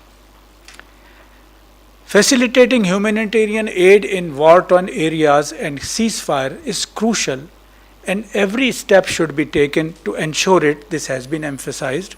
Yet, and there is a caution, I would say, it should not overshadow the real issue of Palestinians' right to live independently in their homeland. There is a catch. If if it is emphasized again and again, and it is necessary to emphasize, but if it overshadows the real issue, then it is going to be damaging the cause for which all these sacrifices have been given. The humanitarian situation in Gaza is painful. Yet, if it brings the world community to change the course of action and consider long-lasting peace through resolution of conflict, it will be a blessing in disguise. The second set of observations is related to international laws and institutions. There is a whole body of international law, and it has been very ably articulated by our friend Mr. Awais. He has just left because of another meeting. It is, however, being used merely as a stick in the hands of powerful states to twist the weaker ones. I think Mushahid Saab rightly emphasized, and others also, that Palestine and Kashmir are the two most evident examples as to how the aggressors paralyzed the international law, and humanity has suffered a lot due to the inaction of or selective action of the international law, and the global system appears to have apparently no remedy to offer to the humanity. And Abrar Saab in his opening remarks has stated what the UN Secretary General has said. I am not going to repeat that, but he rightly recognized and articulated the whole issue. It is also satisfying to note that the UN General Assembly passed the resolution demanding immediate ceasefire with 120 countries in its favor and only 14 against it. Israel's action of threatening and pressurizing UN leadership and workers for taking this UN position is in fact a threat to the whole system. The third set of observations are related to the UN and its role. Isn't it self-explanatory that 120 countries who support ceasefire have no value in front of one who opposes it in UNSC, or one may say 14 in the UN General Assembly? The irony is that every attempt to make even a ceasefire on humanitarian ground is counteracted through a veto in the Security Council. And this was not the first time. Mushahid Saab gave the figure that United States has used veto for 53 times. Of those 53 vetoes, 34 times are related to the issues which were related to the Israel. The majority of these resolutions were drafted to provide a framework for peace in the decades-long Israel-Palestine conflict, including asking Israel to adhere to international laws, calling for self-determination for Palestine statehood, or condemning Israel for the displacement of Palestinians, or settlements building in occupied Palestinian territories. The use of veto, however, shouldn't be surprising for those who have gone through the debates when the UN was formed. Truman, who became President of the US in April 1945, went so far as to write in his memoirs, all our experts, and he is talking about the American experts, civil and military, favored it, meaning veto.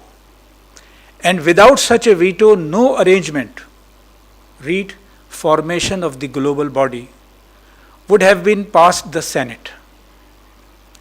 It simply means that, rhetoric apart, the US would not have agreed to even the formation of the UN as if it was not accepted as veto power.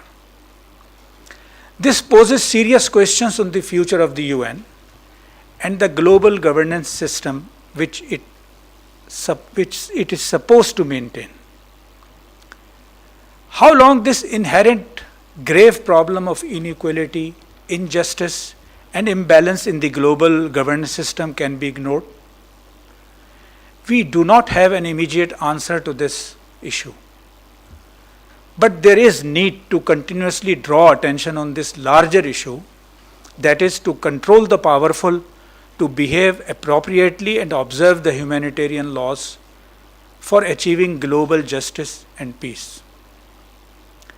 The fourth set of observations, in my view, highlights the global playing field. The fresh wave of aggression over Gaza and global response to it has once again established the fact that governments and masses represent two opposing extremes.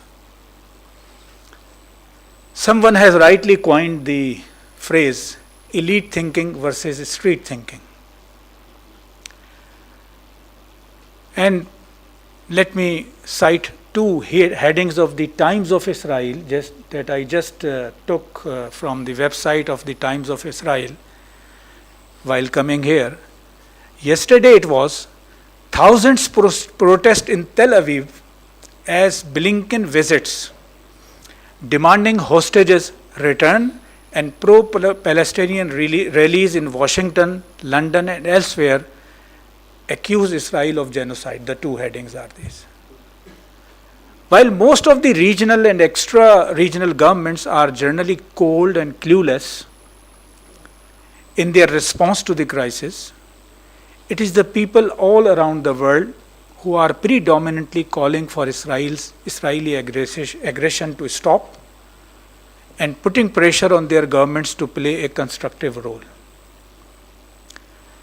The Muslim government's official response, including that of Pakistan, is, to say the minimum, much less than desired. We know that mass uprising and peaceful protests are important ways to pressurize governments and global powers to change their state of mind and resolve issues on equitable basis. In this context, we must acknowledge, and I think it has been emphasized again and again by different speakers, and pay gratitude to the masses who took to streets in the US, Canada, Europe, and other parts of the world for justice and peace for the people of Palestine. And let me emphasize that apparently they are emphasizing for the people of Palestine, but as has been mentioned, it is a global phenomena and other issues are also part of it. There is an intellectual dimension, the fifth set of observation also. The trends to justify every injustice and misdeed at state and international level in the name of pragmatism and national interest is also an issue which needs to be addressed. Denouncing every ethical consideration and call for moral and just practices as a distant idealism has polluted the human mind's interactions. This is high time that all those who believe in humanity and shared values try to set intellectual practices free from traditional Western paradigm based on so-called realism and rally for moral considerations even in the affairs between states and international bodies. Otherwise, might is right will only bring about more disaster, destruction, and wars to the world. The overwhelming support from the masses, including people from all walks of life and representing different faiths and shades of political views in different parts of the world, demanding Israeli atrocities to stop, is a proof that the world needs a real rule-based world. where international law and global governance is not the tool in the hands of powerful to suppress the weaker. The sixth set of observations is related to the Hamas achievements, which are manifold. The myth of Israel being invincible has been badly impaired, looking from the Israeli perspective. Israel's intelligence failure will keep haunting Israel for a long time. While with this offensive, the Palestinian issue, which apparently was on the back burner, mainly since Abraham Accords of 2019, is back to the limelight. The world is realizing now that the Middle Eastern region can never be in peace unless the issue of Palestine is resolved, keeping the Palestinian people on board. Hamas is on the way of proving that military might and resource capabilities can be a crucial factor in any conflict, but they cannot determine the end game. So immediate actions like ceasefire, relief activities, food supplies and humanitarian aid are important for war-torn Gaza, but equally and rather more important is the concrete negotiation for a lasting peace and resolution of conflict, which inevitably requires establishment of an independent sovereign state of Palestine. The option which global community have to pay heed is to the voice of Palestinians and ensure dignity, self-determination to the oppressed people all around the world. There was some discussion regarding Israel's capability to stretch this war to weeks and months from here. There are also reports of backdoor channels in action. Though Israel has been publicly opposing any options for ceasefire, and it has full political, military and economic support from the US and allies in this regard. But does the military capability really matter? And I was reminding Mushahid Hussain Saab that the current episode has started on 7th October. And it was 7th October 2001 when the Americans attacked Afghanistan. In fact, after 1 month, on completing the 30 days, we had a talk by Mushahid Hussain, 30 days of US attack on Afghanistan. So it's a very important coincidence.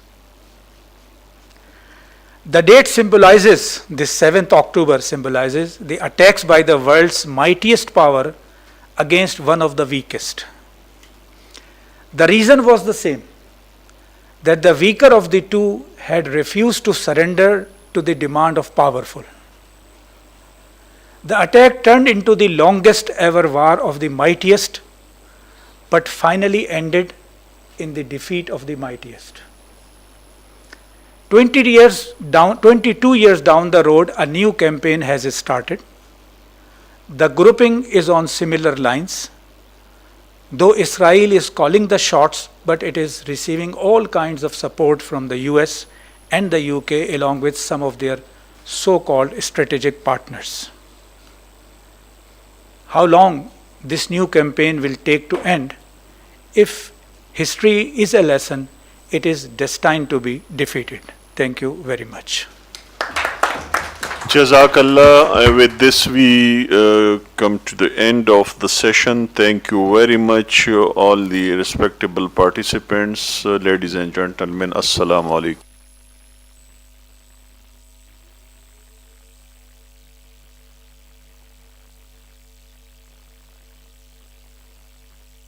Recording stopped.